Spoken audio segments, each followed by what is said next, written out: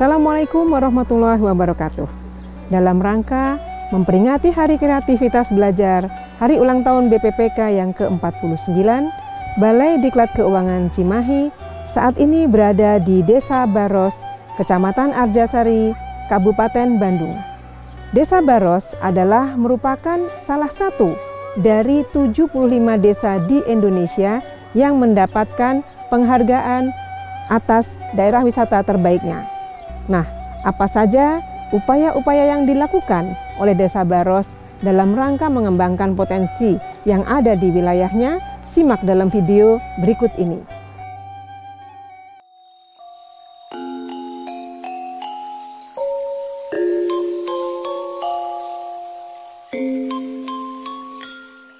Penetapan Undang-Undang Nomor 6 Tahun 2014 tentang desa mengubah paradigma yang desa semula menjadi objek pembangunan menjadi subjek pembangunan.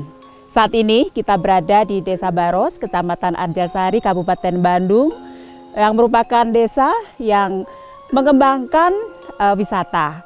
Bagaimana pengelolaan dana desa yang dilakukan oleh Desa Arjasari? Mari kita mencari informasi terhadap Kepala Desa dan Ketua Desa Wisata. Selamat menyaksikan.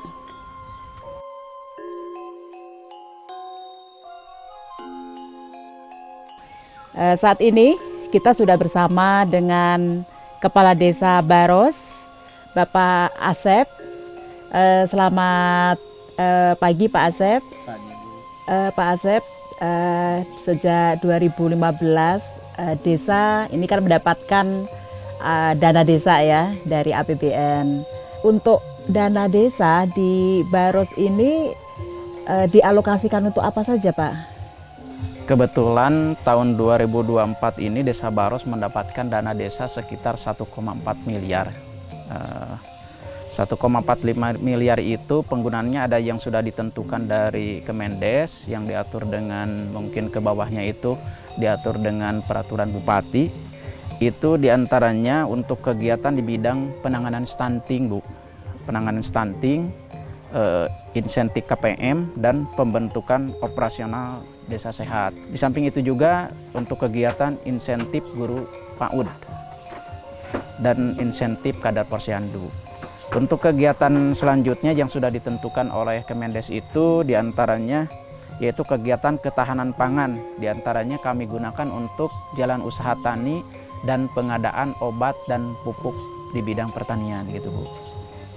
Tadi ada yang ditentukan, berarti ada yang penggunaannya itu diberikan keleluasaan kepada desa gitu ya. Untuk memutuskan penggunaan yang ini diberikan keleluasaan kepada desa, Pak Asep bagaimana nih strateginya? Baik, strateginya kami ini sudah mempunyai RPJMDes, rencana pembangunan jangka menengah tahun 2023 sampai 2029. Kebetulan menyesuaikan dengan visi misi Desa Baros Bu ya.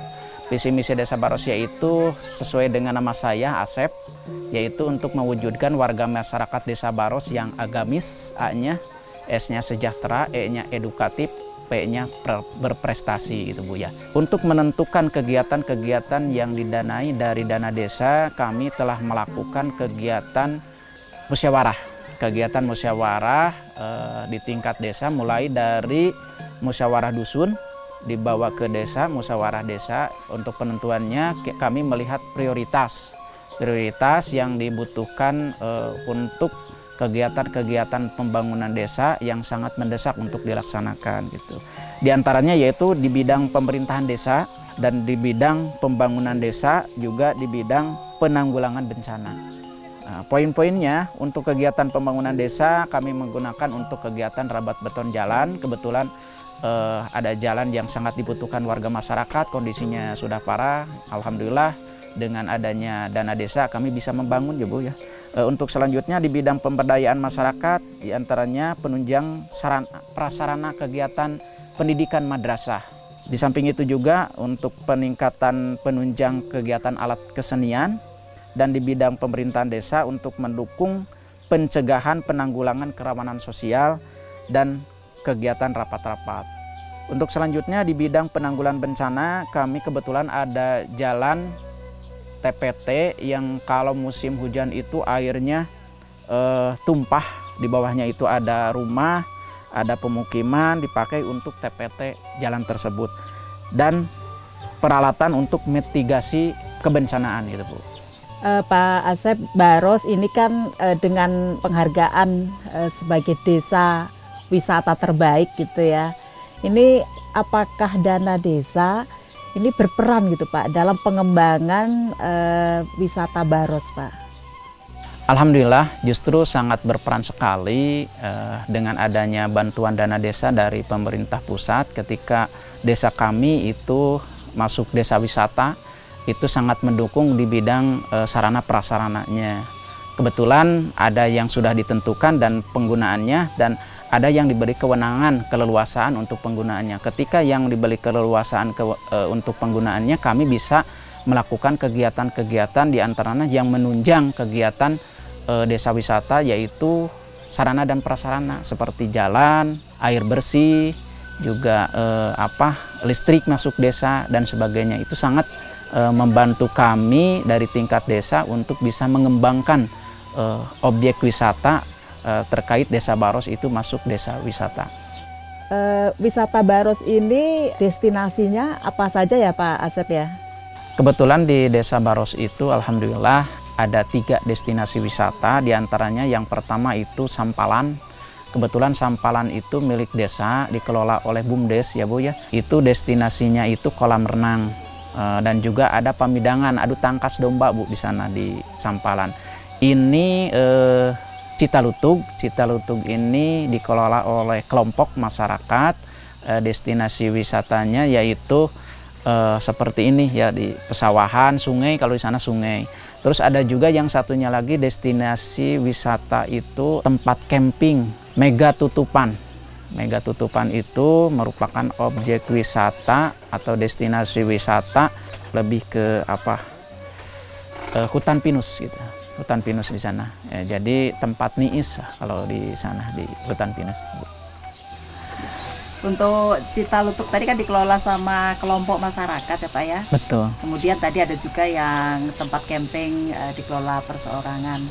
Nah, kalau menurut Pak Asep dengan adanya yang tadi ya, kalau satu kan dikelola oleh desa. Ya, melalui BUMDes. Kalau untuk yang kelompok masyarakat atau perseorangan ini kira-kira manfaat yang dirasakan oleh desa gitu Pak, itu apa Pak?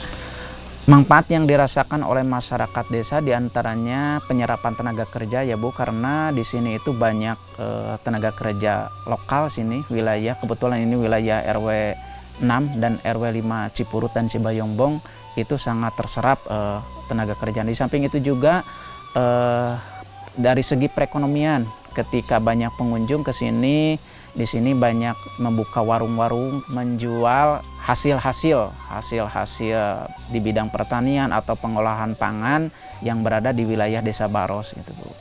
Untuk di sana di Mega Tutupan juga sama seperti halnya di Citalutug, kebetulan itu dikelola oleh kelompok masyarakat juga gitu.